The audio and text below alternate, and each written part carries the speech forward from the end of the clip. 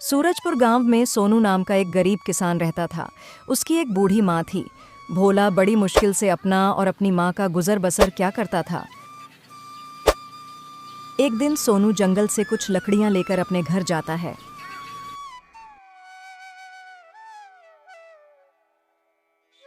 तभी उसकी बूढ़ी माँ आंगन में चूल्हे पर रोटियां बना रही होती है। अरे माँ, बहुत तेज की भूख लगी है, जल्दी रोटी दे दो। जंगल में लकड़ी भी अब तो नाम की रह गई है। मुझे तो आगे की चिंता हो रही है। अगर आगे जंगल में लकड़ी नहीं मिली तो तुम रोटी कैसे बनाओगे? बेटा, तू चिंता मत कर। ले, पहले तू रोटी खा ले। दिन भर इतनी मेहनत करता है तो देखना, मेरे बच्चे कोई ना कोई रास्ता निकल आएगा। जिसके बाद सोनू खाना अगली सुबह सोनू फिर से लकड़ी लेने के लिए जंगल की तरफ निकलता है। तभी उसे रास्ते में गांव का सेठ तिजोरी लाल मिलता है। सेठ जी, मुझे कुछ पैसों की बहुत ज़रूरत है। आपको तो मालूम ही है मेरी माली हालत कैसी है। मुझे कुछ खाने का सामान खरीदना है। आप मेरी मदद कर दें तो बहुत मेहरबानी होगी। मैं आपका एक एक पैसा वापस लौटा दूंगा। हाँ हाँ, ठीक है। मुझे पता है तुम्हारी माली हालत कैसी है। पैसे तो मैं तुम्हें दे दूंगा, लेकिन ब्याज समेत वापस लूंगा। सोनू सेठ जी से पैसे लेकर अपने घर जाता है। अरे बेटा, सोनू कहाँ था तू? मुझे कितनी चिंता हो रही थी तुम्हारी। सोनू अपनी माँ को सारी बात बताता है। अब तुम ही बताओ माँ। घर में खाने के लिए कुछ भी नहीं था।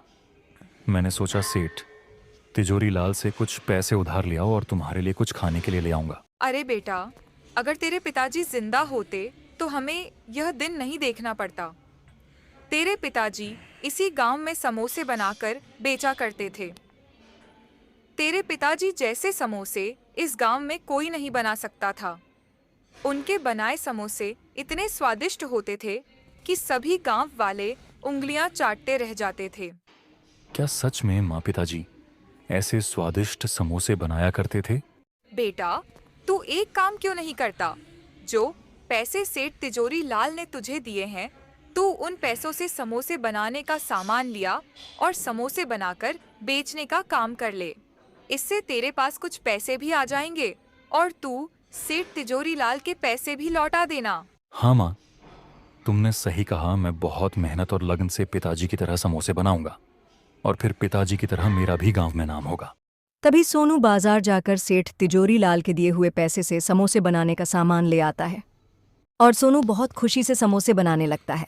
उसकी बूढ़ी माँ भी समोसे बनाने में उसकी मदद करती है। थोड़ी देर बाद सारे समोसे बनकर तैयार हो जाते हैं। ऐसा बोलकर सोनू सारे समोसे लेकर बाजार चला जाता है बेचने के लिए। सोनू अपने समोसे लेकर बाजार में खड़ा हो जाता है और जोर जोर से आवाज लगता है। अरे भाई, यह कौन मेरे ठेले के सामने चिल्ला रहा है भैया? अच्छा, यह तो सोनू है। इसकी इतनी हिम्मत, मेरे ही समोसे के ठेले के सामने अपने बेस्वाद समोसे का ठेला लेकर आ गया। तूने अच्छा नहीं किया सोनू। मैं तुझे यहां टिकने नहीं दूंगा, पहले ही बता रहा हूं। हाँ। मेरे प्यारे गांव वालों, गर्मा गर्म समोसे खाओगे तो मेरे पास आओ, सोनू के पास आओ। अरे ओ सोनू, तू भी अब समोसे बेचेगा? तुझे आते भी है समोसे बनाने? तू अपना वही काम कर, जंगल में लकड़ियां ही चुन। तेरे बस की नहीं है समोसे बनाना। चल एक बार खिलाकर तो दिखा, कैसे बनाए हैं तूने समोसे। अरे सोनू, ये क्या गुड़ गोबर बना दिया तूने? ऐसे बनाते हैं क्या? समोसे ना नमक है ना मिर्ची, सारे मुंह का स्वाद ही बिगाड़ दिया। तूने तो इतने खराब समोसे तो मैंने कभी नहीं खाए। जब समोसे बनाने आते ही नहीं है तो काहे को बनाते हो? तभी सामने के ठेले से आवाज आती है, जो सामने समोसे बेचने वाले कालू की थी। अरे भाई, यहां आओ। मेरे ठेले पर आप भी कहां इस सोनू के खराब समोसे खाने लगे हैं?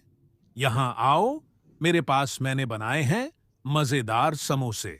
तभी वह सामने वाले की दुकान पर चला जाता है और यह देख सोनू बहुत दुखी होता है और बचे हुए समोसे लेकर अपने घर चला जाता है। अरे, आ गया तू बेटा।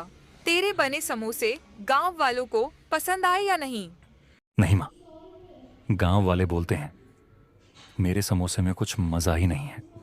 सेठ जी ने जितने पैसे दिए थे उनका मैं जितना सामान ला सकता था मैं ले आया, और बाकी की सामग्री मैं कहाँ से लाऊं जिससे कि समोसे स्वादिष्ट हो जाएं।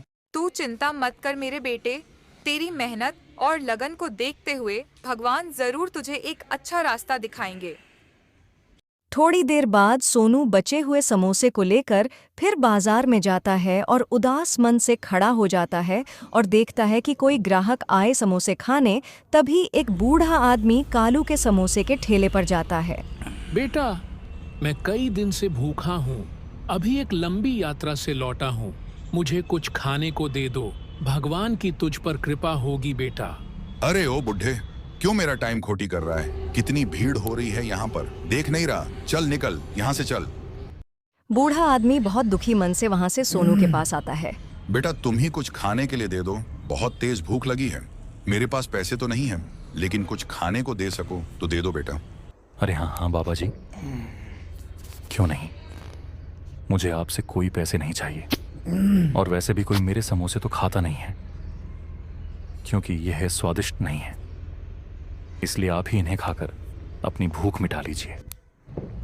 अरे वाह वाह बेटा, तुम्हारा बहुत बहुत धन्यवाद। तुम्हारे समोसे खाकर आत्म खुश हो गई। बहुत स्वादिष्ट है तुम्हारे समोसे। क्या आप सच बोल रहे हैं? क्या मेरे बनाए समोसे इतने स्वादिष्ट हैं बाबा? अरे हाँ हाँ बेटा, अगर तुझे मेरी बातों पर यकीन नहीं आता तो खुद छक कर देख ले। लेकिन बाबा ऐसा क्या हुआ? मैंने तो उसमें ऐसा कुछ भी नहीं मिलाया था कि ये इतने स्वादिष्ट हो गए। बेटा, ये सब तुम्हारे ही सच्चे हृदय की वजह से हुआ है। तुमने इतनी मुश्किल में रखकर भी मेरी मदद की। तुम्हारे बने समोसे की वजह से मेरी भूख शांत हुई। मेरे लिए इस संसार में सबसे स्वादिष्ट समोसे हैं। बेटा, इस गांव में तेरे बने समोसे सबको स्वादिष्ट और मजेदार लगे, इसके लिए मैं तुम्हें एक जादुई जड़ी बूटी देता हूं। उसे बनाओगे तो इस जादुई जड़ी बूटी को अपने समोसे में मिला देना, जिसके बाद सभी गांव वालों को बस तुम्हारे ही बनाए समोसे पसंद आएंगे। लेकिन बेटा, ध्यान रखना, जब भी यह जड़ी बूटी किसी लालची आदमी के हाथ में जाएगी तो इसका उल्टा असर हो जाएगा। ये जड़ी बूटी कभी भी उसका भला नहीं करेगी बेटा।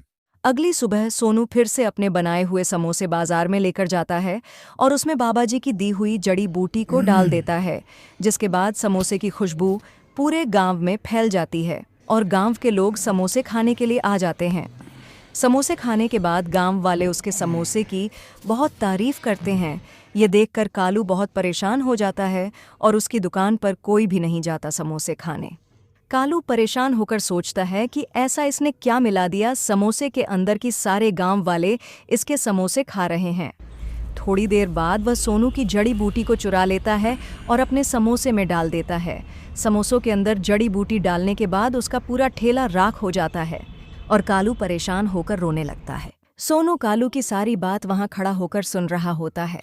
अच्छा, तो यह जादू जड़ी बूटी कालू ने चुराई थी, लेकिन यह कालू यह नहीं जानता था कि कोई भी आदमी इस जड़ी बूटी का इस्तेमाल अपने लालच के लिए करेगा तो यह अपना उल्टा असर दिखाएगी बेचारा। कालू लालच ना करता तो यह सब ना होता। लालच में तो इसकी लुटियां ही डुबो दी।